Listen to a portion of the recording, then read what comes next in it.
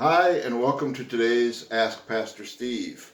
We are still looking at moralistic therapeutic deism, and today we're considering the therapeutic side of it. Now, if somebody says, I've been in therapy for years, we know what they mean, right? They've been going to a counselor for years so that the counselor can help them deal with their problems. And if the problems can't be solved, at least the counselor can make them feel good about their life or feel better about their life. Same thing is is the case when somebody is in a group therapy session. Some people think that the church is basically a therapy session. That's where the therapeutic comes from. That the church exists to help people who have problems solve their problems, or at least feel better about their lives as they go through their problems. Churches regularly preach sermons like 7 ways to a healthy marriage, 4 ways to control your anger, 5 money tips from the Bible that you can use. And to be fair, there are churches that preach that kind of thing over and over again.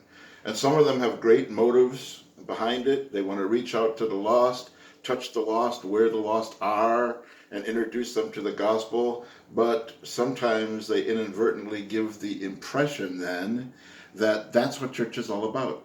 You go there and you get some self-help tips. Now, we talked about the fact that people who participated in these surveys left the church, and you can see perhaps why. Why do you need to commit yourself to a body of people and get up early on Sunday mornings to get self-help? You can get that through DVDs. You can get that through internet videos. You can get that through articles that you can, type in, how do I pay for my kids' education? There it goes, So why bother being involved in the church? But there are people in the church who also go into this therapeutic thing because they say they want to go to church in order to feel good, to feel better about life. Give me an emotional boost to get me through the week. That's what church is supposed to be. I once had a church that was interested in considering me as its pastor, but they said to me, do you always preach the way you did in that sample sermon? And I said, yes. And they said, well, that was an awful lot of teaching. We actually come to church to feel good.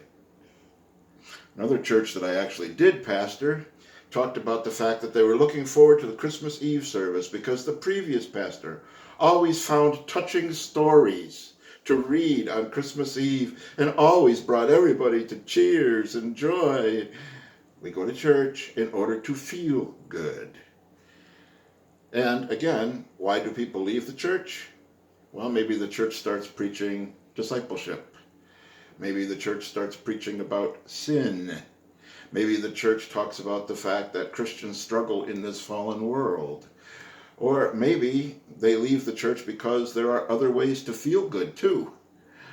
And they don't involve you committing yourself to this large group of people or getting up early on Sunday mornings. Many ways out there in the world to feel good. And some of them are more fun than coming to church. Okay, so that's the therapeutic side of it. The church exists to help me solve my problems, or at least let me feel good.